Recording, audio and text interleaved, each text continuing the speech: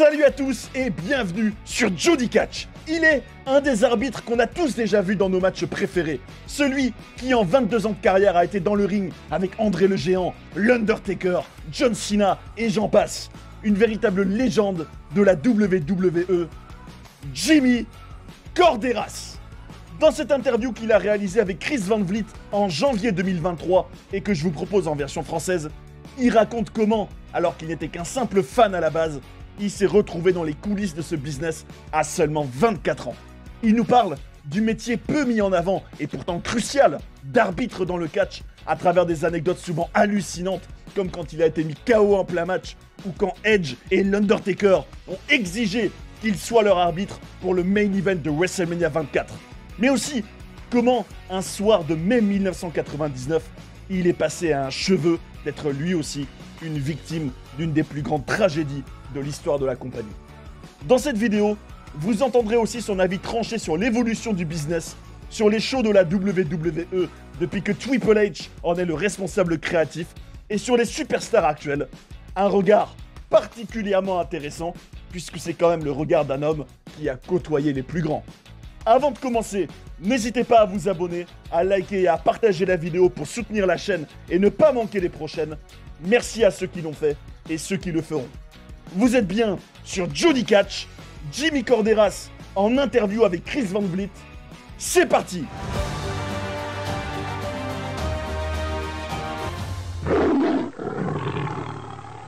Bienvenue Jimmy, c'est toujours un plaisir de parler à un compatriote canadien. Tu es une légende et c'est un honneur de te recevoir dans ce show. Merci, et j'espère pouvoir être à la hauteur des attentes. C'est intéressant parce que quand je parle à un arbitre, j'ai aussi parlé à l'arbitre Mike Chioda récemment, je constate que ce qu'on voit à l'écran n'est qu'une petite partie de ce que vous faites réellement. Quels sont tous les rôles que tu as occupés à la WWE? Pour faire un récapitulatif rapide, j'ai commencé à travailler pour le promoteur Jack Tunney quand il s'est associé à la WWF à l'époque, en 1985. J'étais le gars qu'on venait voir quand on avait besoin de ceci ou de cela. Par exemple, récupérer André le Géant à l'aéroport. J'ai essayé de rester calme ce jour-là, mais je me disais quand même, waouh, je vais voir André. Je me suis familiarisé avec tous les acteurs principaux du business. Par exemple, Pat Patterson venait à tous les shows en tant qu'agent. Moi, je conduisais le minivan pour les déplacements des talents. Pat s'asseyait à l'avant avec moi. C'est un mec super. Un jour, Pat va voir Jack Tunney et lui dit qu'on a ce gars qui fait plein de trucs pour nous avant et après le show, mais que pendant le show, il traîne et attend quelque chose d'autre à faire. On n'a qu'à l'utiliser et en faire un arbitre.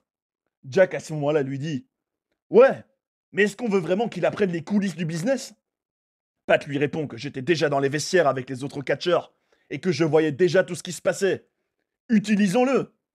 Alors ils me disent qu'ils vont faire de moi un arbitre, que je dois me trouver un pantalon noir, des chaussures noires, un polo bleu, et que je devrais tout le temps les avoir avec moi. Et c'est ce que j'ai fait. Waouh! Et tu avais quel âge à cette époque? C'était en 1986, donc je n'avais que 24 ans. J'étais pas assez malin pour poser des questions, mais je regardais tous les arbitres. Et en février 1987, dans un live event, un des officiels vient me voir et me dit « Jimmy, tu as ta tenue d'arbitre ?»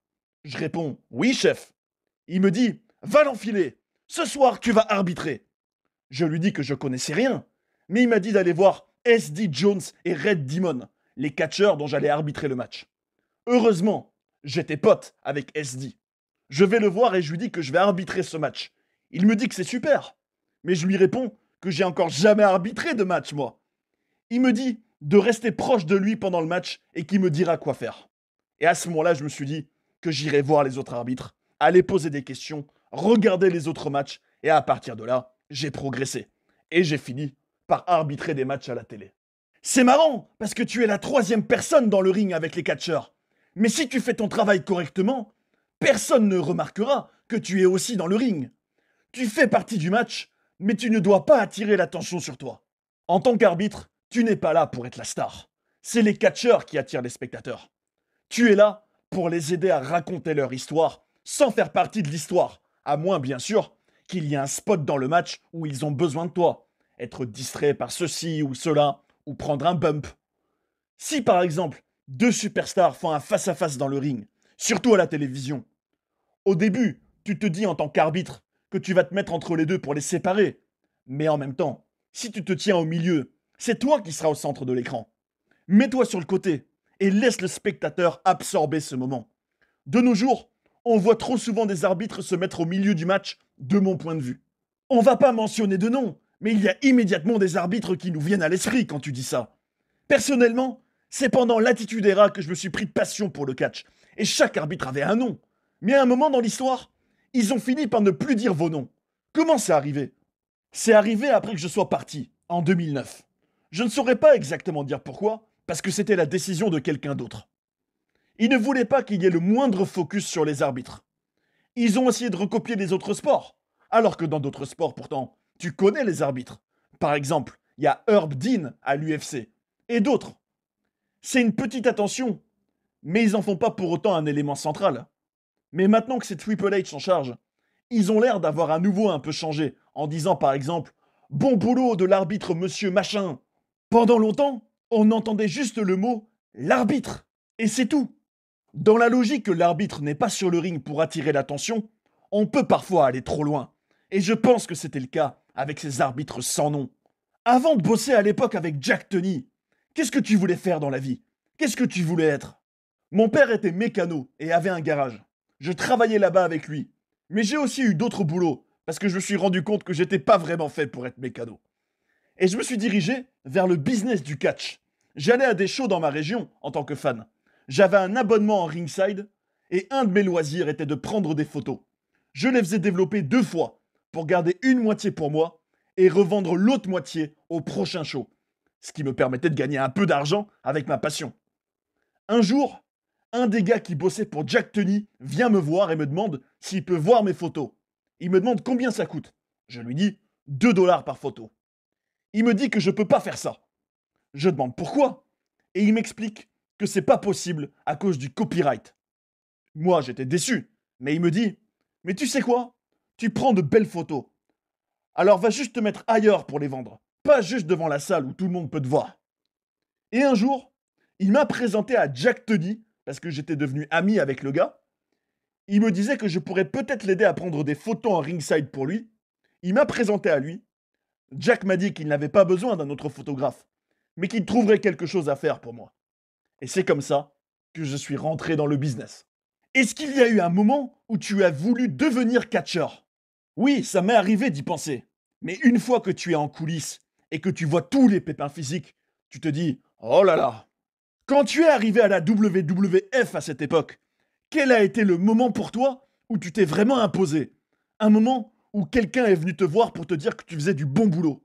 Pour moi, c'était plutôt l'idée de bien écouter les conseils de tout le monde, d'avoir des bons coachs, apprendre de vétérans comme Pat Patterson, Joe Briscoe, Tim White et d'autres. Il y avait plein de légendes avec qui je pouvais être une éponge et apprendre. Quel a été le premier match dans lequel tu as été arbitre et où tu t'es dit « J'y crois pas, je vais être dans le ring avec cette superstar et cette superstar ». J'essaye de me rappeler. J'ai arbitré un Hulk Hogan contre Mr. Perfect à l'époque, ce que j'ai trouvé très cool. Aussi, faire partie des premiers Survivor Series en 1987 était génial. Faire partie aussi du premier Royal Rumble de l'histoire en 1988. J'aimerais pouvoir me rappeler de tout, mais j'ai pris trop de rêve bump dans ma carrière. Quand les arbitres prennent un bump, c'est des bumps différents des catcheurs. Est-ce que c'est parce que vous n'êtes pas entraîné ou parce que vous voulez donner l'impression que vous n'êtes pas entraîné? C'est la deuxième chose que tu as dite. Tu ne veux pas donner l'impression d'être en train de prendre un bump, ne pas avoir l'air d'être un professionnel. Tu ne dois pas te blesser, ni tomber fort sur le dos, parce que sinon le public va se dire que celui-ci, il a déjà pris des bumps, que c'est un pro. C'est vraiment tout un art. Vous cachez aussi votre visage pour ne pas voir ce qui est en train de se passer. Il faut au moins donner l'impression que tu ne vois pas ce qui se passe dans ce cas-là.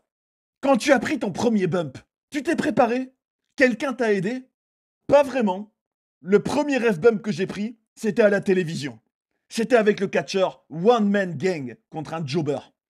Il lui fait sa prise du 747 et le bat. Puis après avoir gagné, il lui fait encore une fois. Alors, je vais le rappeler à l'ordre. Et là, il m'attrape et me fait le 747 à moi aussi. J'étais allé le voir avant le match pour lui demander s'il avait quelque chose qu'il avait besoin que je fasse. Il m'a juste dit que quand il me soulèvera, de bien lever les jambes. Et il m'a dit qu'il protégerait mon visage avec son bras. Ce qu'il a fait. Je pense que je me suis bien débrouillé ce jour-là. Parce que quand je suis rentré au vestiaire, des gars sont venus me voir en me demandant si j'allais bien. Je disais que oui, pas de souci. Ils étaient contents. C'était sûrement à cause de l'adrénaline que je n'ai rien senti. Je trouvais ça tellement génial de prendre ce bump à la télévision. Est-ce qu'il y avait une partie de toi qui voulait en faire davantage? Je me rappelle de la légende Teddy Long, qui a commencé comme arbitre et qui a fini par être le célèbre general manager à l'écran de SmackDown. Est-ce que ça t'a déjà attiré? Un peu, mais je me disais aussi qu'en tant qu'arbitre, tu as plus de longévité qu'un catcheur. Parce que même Teddy Long, par exemple, a fini par faire son temps en tant que general manager. Alors qu'un arbitre restera à la compagnie tant qu'il n'en a pas marre de son travail et qu'il en est encore capable. En fait, tant qu'ils en ont pas marre de toi, tu seras toujours là.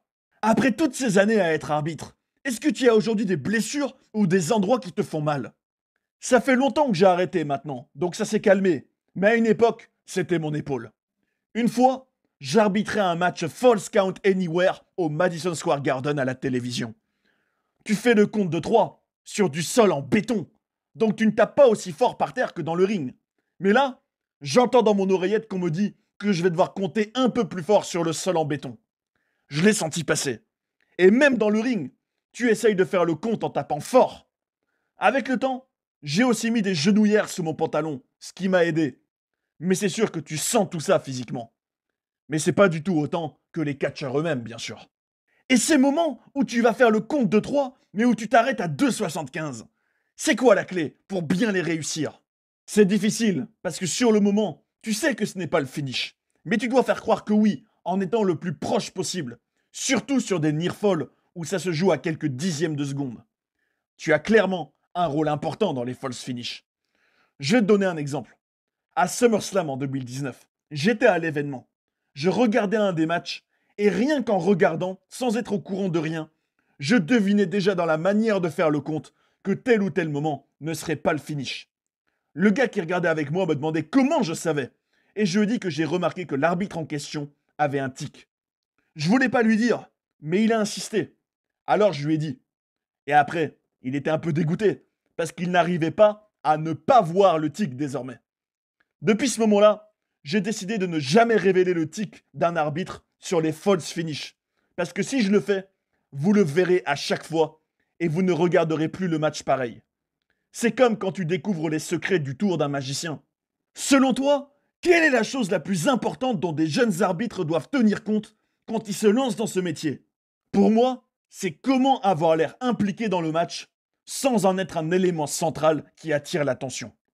Soyez proche des talents pour que vous les entendiez et qu'ils vous entendent. Mais ne soyez pas une distraction visuelle. Et n'exagérez pas dans votre jeu d'acteur. Je vois parfois des arbitres se tenir le visage quand ils voient un catcheur se prendre une droite, comme si c'était eux. C'est pas un souci de réagir, mais il ne faut pas en faire trop.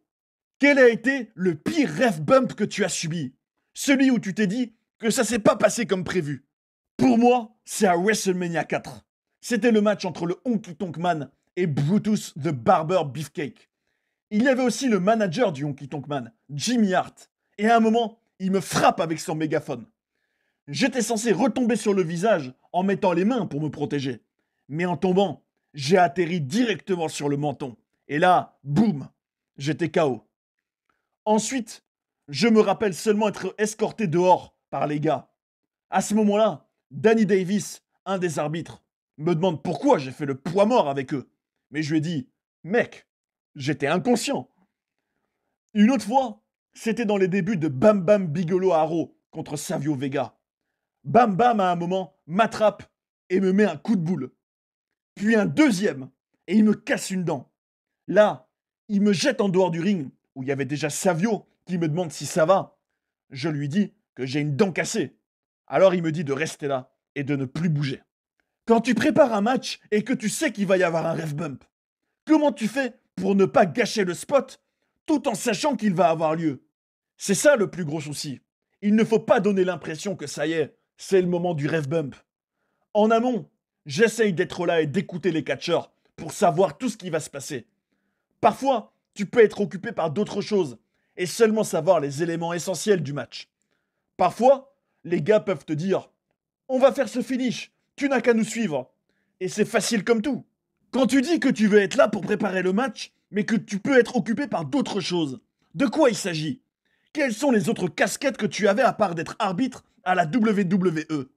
Je m'occupais du ring crew, l'équipe du ring, qui s'occupe d'installer le ring, le démonter à la fin. Aussi, si un élément avait besoin d'être changé, une corde qui devait être ajustée, etc.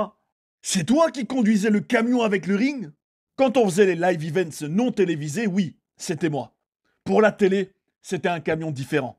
J'ai interviewé l'annonceur Tony Schimmel, et en lui parlant, je réalisais qu'en plus d'annoncer, il faisait une quinzaine d'autres choses.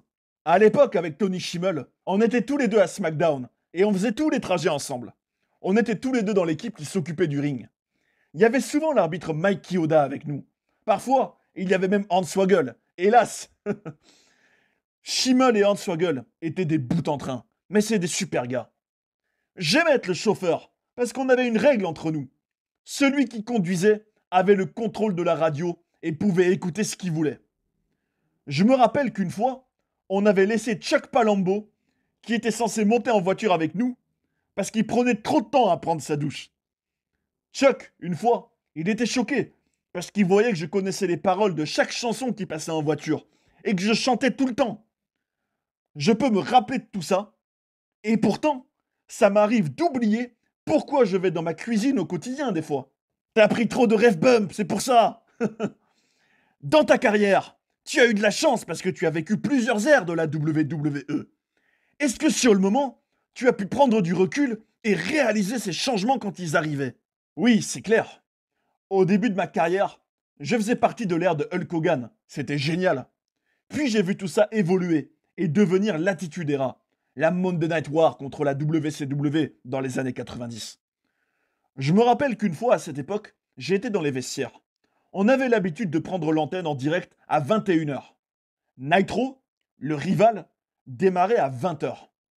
Dans les vestiaires, on avait la télévision et on regardait Nitro ce jour-là. Mais à un moment, on entend une voix forte nous dire « Hé, éteignez-moi ça !» C'était Vince. Tout le monde est devenu mal à l'aise et voulait se cacher. Mais on l'a entendu rigoler en repartant. À l'époque, on gardait un œil sur le concurrent. La WWE a pris son temps et n'a pas paniqué quand la WCW gagnait. Même quand Eric Bischoff, notre rival, avait spoilé la victoire de Mick Foley qui allait gagner le titre, ce qui, contrairement à ce qu'il croyait, a donné envie aux téléspectateurs de plutôt nous regarder à nous.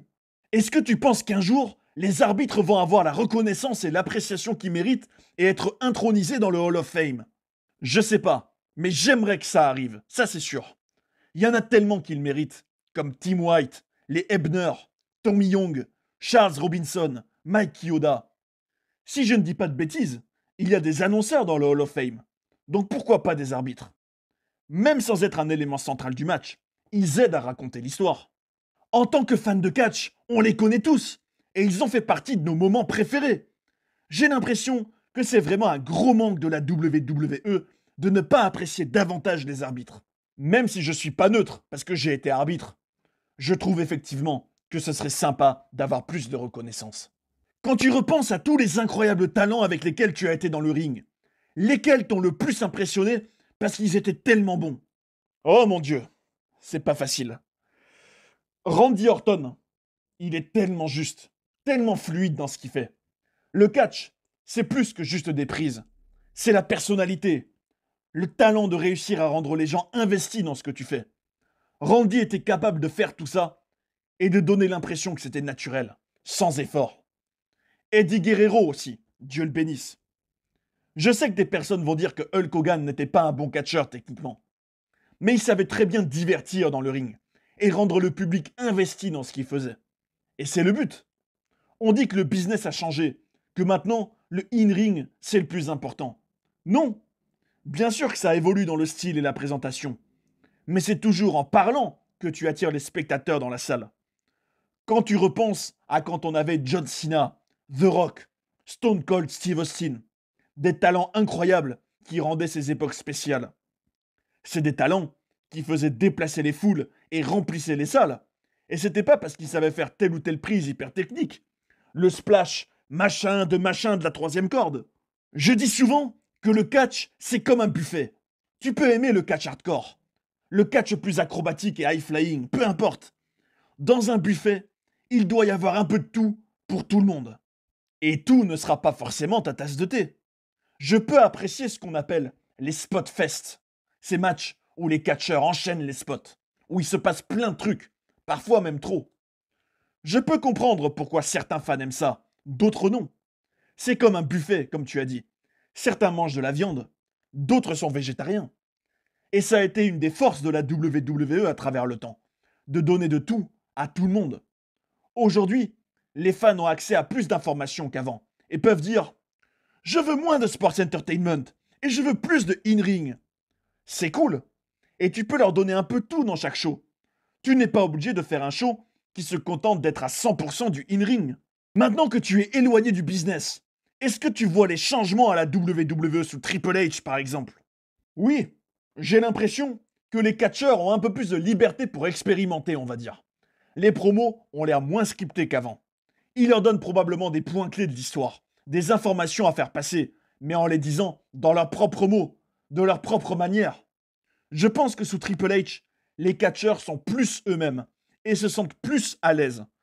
Quand tu regardes Dominic Mysterio, qu'est-ce qu'il a progressé? Il l'autorise à être lui-même, plutôt que d'être la vision qu'ils peuvent avoir de lui. Tu peux aussi voir une Ronda Rousey dans un personnage de heel. C'est ok, mais ça ne semble pas être naturel pour elle en ce moment. Ça semble être le moment parfait pour impulser un changement à la WWE, avec leur concurrent All Elite Wrestling, qui présente une autre manière de faire les choses. Aucun des deux shows n'est parfait. Pour moi, le plus gros problème à l'AEW, c'est qu'ils essayent de mettre trop de trucs dans leur show. Bien sûr, ils ont un grand roster, et il manque de temps pour présenter tout le monde. Mais ça donne l'impression qu'ils mettent 10 kilos de pommes de terre dans un sac qui ne peut en contenir que 5. Ils ne laissent pas le temps aux choses de mariner, de les laisser respirer pour que les fans absorbent. On enchaîne tout de suite avec un autre match et un autre match. C'est beaucoup mieux quand ils arrivent à laisser les gens s'investir dans le segment, sans se précipiter vers le suivant. C'est ça qui me déplaît dans leur show. Je pense au champion actuel MJF quand tu dis tout ça. À qui il te fait penser? Je sais que beaucoup de personnes trouvent que MJF peut faire rappeler Roddy Piper dans les années 80-90. Mais bon sang, MJF, qu'est-ce qu'il est bon pour énerver les autres? Même dans cette ère où les fans hardcore préfèrent en général les heels, il sait comment se faire huer. C'est un des meilleurs, et en plus à seulement 26 ans. C'est incroyable. Il pourrait très bien réussir à Hollywood. La plus grande raison de son succès, c'est qu'on croit en lui. On croit en son personnage. Il est crédible. Même si tu sais qu'il est en train de faire une promo de catch, tu as quand même l'impression qu'il est un méchant pour de vrai. Quel est le match à toi qui t'a le plus marqué? Pour l'arbitre Mike Chioda par exemple, c'est le Hulk Hogan contre The Rock à WrestleMania 18. Pour toi, c'est quoi?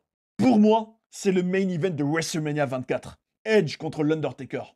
Et c'est pas seulement parce que Edge est un ami à moi ou que l'Undertaker était le leader de notre vestiaire. Et d'ailleurs, il était le leader, non pas parce qu'il s'est autoproclamé leader, mais parce que le vestiaire l'a élevé et positionné dans ce rôle. Dans mon livre, j'explique que Edge et Taker voulaient que ce soit moi l'arbitre de leur match. Ça voulait dire tellement pour moi. C'était tellement un honneur. Mais en même temps, ça me mettait tellement de pression parce que j'avais encore moins le droit de me rater. Je me revois être assis à une table à l'hôtel la veille de WrestleMania 24 avec l'Undertaker, Edge, l'officiel Michael Hayes, et il parlait du match. Et d'un coup, il me demande « Et toi, Jimmy, qu'est-ce que t'en penses ?» Moi, j'étais choqué de pouvoir dire mon opinion. C'était cool. Bien sûr, dans ce match, j'ai pris un bump. Le Taker me demande si j'étais d'accord pour qu'il me mette un big boot. Je lui dis « Absolument. Tu rigoles ou quoi ? Prendre un big boot du Deadman à WrestleMania, je signe tout de suite. » Tu as aussi fait partie du pire moment de l'histoire de la WWE, quand Owen Hart est décédé en plein show au pay-per-view Over the Edge. Quels sont tes souvenirs de ce soir-là? Hélas, oui, je me rappelle de certains trucs. Je me revois aller au ring. Il y avait un match hardcore avant que l'incident arrive. Je venais pour nettoyer le ring, pendant qu'à l'écran, il y avait une interview préenregistrée du Blue Blazer, son personnage. J'étais en train de dégager des trucs du ring et j'allais vers un des coins. Et d'un coup, j'entends des cris. Je comprends pas ce qui se passe. Je sens quelque chose toucher mon épaule. Pas assez fort pour me mettre KO. C'était très rapide. Et là, je me retourne et je vois Owen allongé par terre. Je savais qu'il était censé faire son entrée en arrivant des hauteurs. Mais dans un moment pareil, c'est difficile de tout connecter et de comprendre ce qui arrive. Sous son masque, je voyais ses yeux grands ouverts. Il bougeait pas. Alors j'ai appelé au secours. J'ai assisté à toute la scène pendant qu'il le mettait sur une civière pour l'emmener. J'ai récupéré la cape bleue de son personnage qui était encore là. Je l'ai donnée à quelqu'un. Pendant que l'ambulance l'a emmené, je me revois fumer ma cigarette et avoir la main qui tremble. Un des officiels est venu me voir en me disant qu'il voulait que j'aille aussi à l'hôpital pour faire un check. Là-bas, ils m'ont demandé si j'étais avec le catcheur qui venait d'être emmené à l'hôpital. J'ai dit oui. Ils m'ont dit qu'il venait de décéder. J'ai appelé ma femme, qui était encore ma fiancée à l'époque, pour lui dire ce qui se passait. Et après, je me rappelle plus de la suite. Où j'étais pourtant retourné prendre mes affaires à l'arène pour aller à Saint Louis.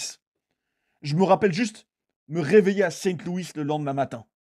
Et c'est seulement après, quand je suis arrivé au bâtiment et que des gars venaient me voir en me demandant comment j'allais, que je réalisais ce qui s'était passé. L'Undertaker, puis Jim Ross, étaient venus me voir en me disant que si j'avais besoin de quoi que ce soit, je pourrais aller les voir. Jerry Lawler est venu me demander si je me rappelais de quoi que ce soit. Il m'a dit à quel point je suis passé très près, moi aussi, de faire partie de cette tragédie. J'étais choqué.